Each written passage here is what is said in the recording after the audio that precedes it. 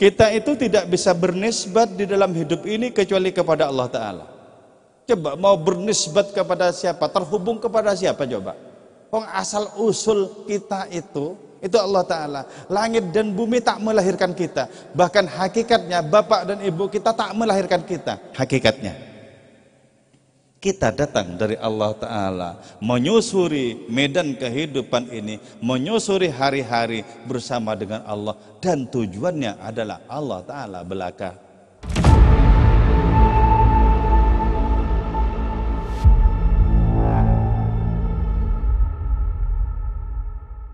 Salatullahi wassalam ala man uhiyal Qur'an. Man uhiyal Qur'an itu tak lain adalah Kanjeng Rasul. Jadi jatah beliau itu adalah Al-Qur'an, dan jatah Al-Qur'an itu adalah beliau. Sebagaimana jatah Nabi Musa itu adalah Taurat, dan jatah Taurat itu adalah Nabi Musa. Jatah Zabur itu untuk Nabi Daud, dan Nabi Daud adalah jatah untuk Zabur. Jatah Injil itu untuk Nabi Isa, dan Nabi Isa adalah jatah untuk Injil. Jadi Allah Ta'ala menciptakan korelasi sebelumnya, ya, sehingga tidak mungkin Taurat itu diturunkan kepada Nabi Isa, sebagaimana tidak mungkin Injil itu diturunkan kepada Nabi Musa. Jadi tidaklah Taurat itu diturunkan kecuali kepada Taurat yang konkret, yaitu Nabi Musa. Tidaklah Zabur itu diturunkan kecuali kepada Zabur yang konkret, yaitu Nabi Daud. Tidaklah Injil itu diturunkan kecuali kepada Injil yang konkret, Nabi Isa. Tidaklah Al-Quran diturunkan kecuali kepada Al-Quran yang konkret, yaitu Kanjeng Rasul Muhammad Sallallahu Alaihi Wasallam. Jadi karena itu sikap kita mentauladani Nabi sama saja dengan sikap kita mengikuti Al-Quran. Sama.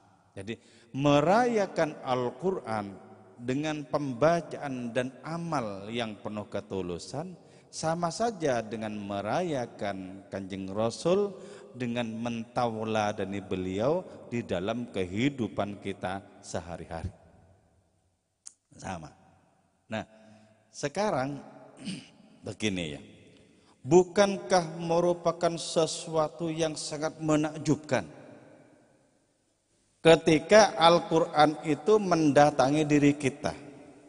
Siapa sebenarnya diri kita sampai Al-Quran itu mendatangi diri kita? Padahal jelas kita bukanlah siapa-siapa. Bukanlah siapa-siapa. Ketika kita jatuh cinta kepada Al-Quran, menyelami Al-Quran, itu sesungguhnya karena Al-Quran itu terlebih dahulu memberikan syafaat kepada kita sehingga kita memiliki kegandrungan kepada Al-Quran. Sama, tidaklah kita mencintai Kanjeng Rasul Muhammad SAW kecuali beliau terlebih dahulu memberikan pertolongan kepada kita sehingga tumbuh di dalam hati kita rasa takzim kepada beliau dan mencontoh ketauladanan beliau. Bahkan tidaklah Allah Subhanahu wa ta'ala kita cintai kecuali sebelumnya Allah lah yang mencintai diri kita. Jadi andaikan Allah tak memulai cintanya kepada kita, mana mungkin kita bisa merasakan nikmatnya mencintai Allah Subhanahu wa ta'ala. Itulah sebabnya Al-Quran menyebutkan yuhibbuhum wa yuhibbunahu. Allah mencintai mereka, baru sebagai respon mereka belajar mencintai Allah Subhanahu wa ta'ala. Karena itu ya, dengan kalimat yang terasa arogan, Syekh Abu Yazid Al-Bustami menyatakan begini, Nabi Musa menginginkan untuk berjumpa Allah, aku tidak. Allah lah yang menginginkan untuk berjumpa aku. Jadi terdengar arogan, tapi itu betul. Betul. Andaikan tidak pertama kali Allah yang mencari Syekh Abu Yazid Bustami, mana mungkin Syekh Abu Yazid Bustami itu mencari Allah Ta'ala. Itulah. Jadi kita ini bukan siapa-siapa, karena bukan siapa-siapa, maka kita tidak bisa memulai. Kita hanya bisa meniru. Sifat Tuhan itu adalah cinta, kemudian kita mati-matian untuk meniru sifat Tuhan itu. Itulah.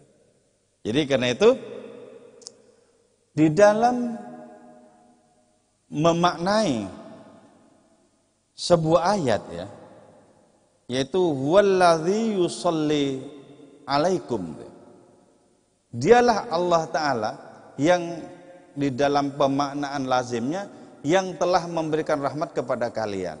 Tapi kalau Ibn Arabi tidak, dialah Allah Ta'ala yang sudah sholat pertama kali untuk kalian. Jadi karena Allah Ta'ala memulai sholat untuk diri kita, maka kita diwajibkan untuk sholat menghadap kepada hadiratnya. Andaikan Allah Ta'ala tak memulai terlebih dahulu, sampai kapanpun kita tidak akan pernah bisa sholat menghadapkan diri kepada hadiratnya itu. Jadi aneh ya, aneh.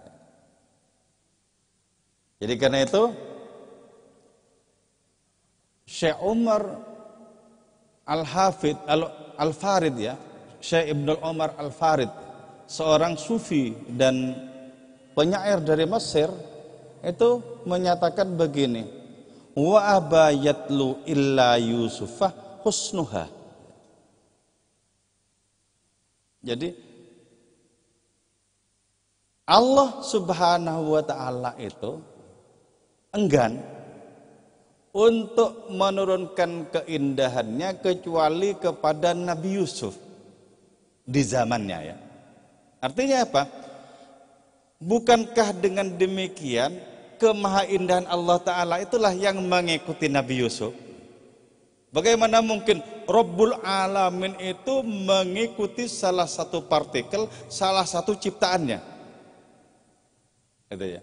Itu menunjukkan apa? Bukan menunjukkan bahwa Allah Ta'ala itu butuh, tapi menunjukkan kepada kita begitu sangat derma Allah Ta'ala, sehingga keindahannya itu dilimpah ruahkan kepada makhluk, seolah-olah dengan demikian Allah Ta'ala itulah yang mengikuti makhluk. Tatufu biqalbi sa'atan ba'da sa'atin biwajdin, kata Ibn Arabi. Allah, engkau mengelilingi hatiku setiap saat. Berarti apa? Berarti seolah-olah ya, seolah-olah Allah Subhanahu wa Ta'ala itu membutuhkan, seolah-olah. Jadi Allah Ta'ala yang memutari hatinya sang sufi, saatan ba'da saatin, setiap saat. Nah, itu berarti apa? Berarti yang jauh lebih tinggi, yang jauh lebih agung, mengikuti yang tidak ada apa-apanya. Mengikuti yang tidak ada apa-apanya. Sama dengan misalnya Kanjeng Rasul Muhammad SAW bertawaf di Ka'bah. Lah, lebih mulia mana? Coba ya. Antara Ka'bah yang merupakan kubus bangunan seperti itu, kubus bangunan tua seperti itu, dengan sang Nabi yang merupakan as-sababul a'zam likulil mawjud. Lebih mulia yang mana? Lebih mulia Nabi. Ya, Pak. Mana yang lebih mulia? Nabi atau Hajar Aswad? Andaikan tidak ada Nabi, untuk apa Hajar Aswad itu menjadi ada? Tapi dicium oleh Nabi. Nah, jadi kita itu memiliki Tuhan yang unik ya. Tuhan yang unik. Jadi digetarkan batin kita untuk belajar patuh, lantas kita tertatih-tatih untuk mempersembahkan kepatuhan itu. Bahkan sampai sekarang kita diikuti oleh firman-firmannya. Bukankah itu menunjukkan adanya belas kasih yang tak terhingga? Bukankah itu merupakan bentuk sayang Allah Ta'ala yang tidak bertepi? Diikuti oleh firman-firmannya. Jadi walaupun kita ini dablek gitu ya, tetap saja diikuti oleh firman-firmannya. Loh, betapa yang maha itu dari saking belas kasihnya seolah-olah berkhidmat kepada kita, seolah-olah mengabdi kepada diri kita. Gitu. Bagaimana mungkin tidak membuncah dalam diri kita adanya rasa syukur yang paling dalam. Jadi dengan demikian kita harus memaknai kelanggengan Al-Quran, keabadian Al-Quran, keterjagaan Al-Quran sampai hari ini itu murni merupakan kasih sayang Allah Ta'ala, sehingga firman-Nya itu dijadikan oleh Allah Ta'ala menguntiti hari-hari kita. Cuma tidak setiap yang dikuntuti oleh Al-Quran itu respon terhadap Al-Quran. Betapa banyak diri kita itu abai terhadap firman-Nya, biarpun firman-firman itu senantiasa mengikuti diri kita. Bahkan firman-firman yang wajib dibaca, Fatihah misalnya dalam Al-Quran, itu seringkali juga diabaikan, seringkali juga dilalaikan. Jadi bukan lantaran kurang belas kasih Allah Ta'ala kalau kita menempuh jurang celaka, bukan. Belas kasih Allah Ta'ala itu sudah lebih dari cukup, lebih ya. Nah, yang menjadi persoalan adalah ketika kita menyia-nyiakan segenap belas kasih-Nya itu. Kita sia-siakan, kita abaikan, seolah-olah ada segala sesuatu yang lebih penting dari merespon firman-firman-Nya, seolah-olah ada yang lebih penting untuk berjumpa dengan hadirat-Nya. Jadi kemudian hiduplah manusia itu di dalam bingkai seolah-olah dan seakan-akan, seolah-olah penting padahal tak penting, seolah-olah perlu padahal sama sekali tidak diperlukan. Jadi betapa kehidupan yang demikian itu adalah kehidupan yang penuh dengan ilusi, jauh dari keaslian, jauh dari originalitas rohani, jauh. Jadi karena itu benahi kembali kehidupan kita untuk lebih fokus kepada hadiratnya, sehingga kita bisa mengenyahkan, mengesampingkan sampah-sampah kehidupan, atribut-atribut yang setengah-setengah, berbagai macam rayuan yang penuh dengan tipuan, itu bisa kita singkirkan. Fokuskan kembali kepada kiblat kita, kepada asal usul diri kita, yaitu Allah Subhanahu wa Ta'ala. Fokuskan kembali. Ketika kita terseret oleh berbagai macam kesenangan di dunia ini, fokuskan kembali. Terseret lagi, fokuskan kembali. Terseret lagi, fokuskan kembali. Jangan sampai kita kehilangan rute jalan pulang. Jangan sampai kehilangan rute jalan pulang. Nah itu ya. Jadi dengan demikian, adanya respon kita terhadap berbagai macam karunia Allah Subhanahu wa Ta'ala kepada kita itu merupakan satu bentuk keharusan. Dan respon itu mesti masuk ke dalam relung batin kita. Jadi respon itu ada yang aksesoris setelah ya. Jadi kelihatannya ngaji tapi sesungguhnya enggak ngaji. Kelihatannya sholawatan tapi sesungguhnya selfie. Jadi ada contohnya banyak lah. Jadi itu berarti aksesoris itu. Aksesoris itu seperti apa? Seperti bagian dari permukaan. Jadi enggak memasuki inti.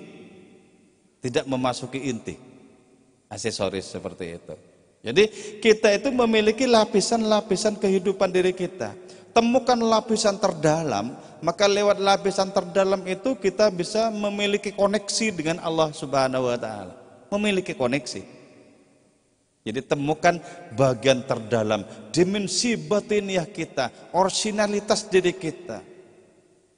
Di mana Allah Ta'ala menciptakan kita fitratallahi allati fataran nasa 'alaiha. Jadi kita temukan fitrah kembali. Sebab apa?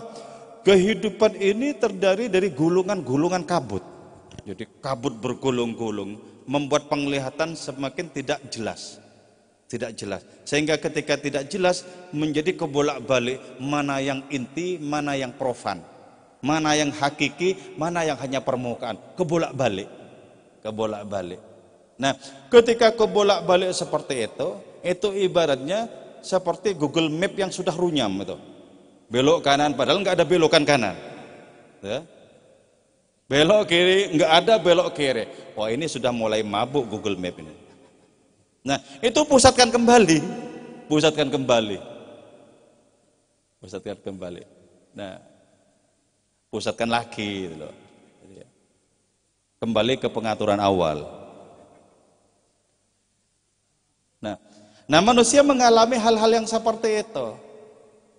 Menemukan ini, maka senang kepada ini. Menemukan itu, senang kepada itu. Padahal semua selain Allah Ta'ala tidak layak untuk mendapatkan cinta dan rindu kita. Tidak layak. Tidak layak. Kalaupun kita diperbolehkan, itu dalam rangka tumpah ruah cinta kita kepada Allah, tumpah ruah rindu kita kepada Allah. Kenapa boleh mencintai istri? Karena istri itu adalah tangga kepada Allah Subhanahu wa taala. Kenapa boleh mencintai anak-anak dan keluarga? Mereka sesungguhnya adalah permata-permata ilahi yang menjadi tangga kepada Allah Subhanahu wa taala. Kalau tidak dalam rangka terwujud cinta kepada hadiratnya, maka semua itu adalah bagian dari musuh, bagian dari kabut-kabut. Kalau engkau memang laki-laki, maka tataplah wajah Tuhan, karena wajah Tuhan adalah kiblat bagi seluruh alam raya. Jadi hanya orang yang berani memilih Allah sebagai kekasih, itulah yang sebenar-benarnya laki-laki. Selebihnya adalah casing laki-laki. Casing laki lah. Nah karena itu Syekh Faridudin Attar itu bilang, Rabi'ah Adawiyah itu seorang perempuan sufi, pembawa bendera cinta itu bukan saja laki-laki, tapi jauh lebih bermutu ketimbang 100 laki-laki. Kalau cuma kelaki-lakian macam kita ini di hadapan kelaki-lakian Rabi'ah, ambruk. Sebab sebagaimana janji Nabi kepada Bapak Rabi'ah Adawiyah bahwa di akhirat kelak Rabi'ah Adawiyah itu sanggup memberikan syafaat kepada 70.000 dari kalangan umatku, sabda Nabi. Hebat ya, hebat. Jadi karena itu malulah kita kalau kelaki-lakian kita hanyalah casing belaka. Kau jatuh cinta kepada siapa hari ini? Ini benar ini. Pertanyaan ini untuk memusatkan lagi. Setelah runyam oleh berbagai macam cabang-cabang jalan dalam kehidupan, sebagaimana runyamnya Google Map itu. Jadi karena itu jangan terlalu percaya Google Map ya. Itu hanya keterpaksaan kita yang harus kita hadapi dengan waspada. Harus waspada. Jangan bongkoan menyerahkan diri kepada Google Map. Nanti kita dihadapkan dengan gang-gang buntu, jalan-jalan buntu, bahkan ke tengah sawah. Jadi kalau sudah tidak masuk akal, jangan ikuti. Sebab betapa banyak orang yang sudah kecewa dengan mengikuti, membabi buta itu. Sama, kalau kita mengikuti makhluk-makhluk yang karena hati kita merasa jatuh cinta kepada makhluk-makhluk itu, maka bersiap-siaplah untuk kecewa. Siap-siaplah untuk menderita. Karena itu jatuh cinta kepada makhluk itu harus jatuh cinta dengan kewaspadaan, sama sebagaimana perhatian kita kepada Google Map itu. Penuh dengan kewaspadaan. Jangan-jangan malah nanti membelokkan ke kanan dan ke kiri, sementara tidak ada jalan ke kanan dan ke kiri. Oke. Jadi pusatkan kembali, karena sesungguhnya ya, kita itu tidak bisa bernisbat di dalam hidup ini kecuali kepada Allah Ta'ala. Coba mau bernisbat kepada siapa, terhubung kepada siapa coba? Asal usul kita itu Allah Ta'ala. Langit dan bumi tak melahirkan kita. Bahkan hakikatnya bapak dan ibu kita tak melahirkan kita. Hakikatnya kita datang dari Allah Ta'ala, menyusuri medan kehidupan ini, menyusuri hari-hari bersama dengan Allah, dan tujuannya adalah Allah Ta'ala belaka. Selebihnya itu adalah fantasi-fantasi kehidupan, ilusi-ilusi kehidupan. Jangan terlalu banyak hidup di kungkungan ilusi, nanti bisa pusing. Hiduplah dalam bimbingan hadiratnya, maka kita akan menjadi damai selamanya, tentram selamanya.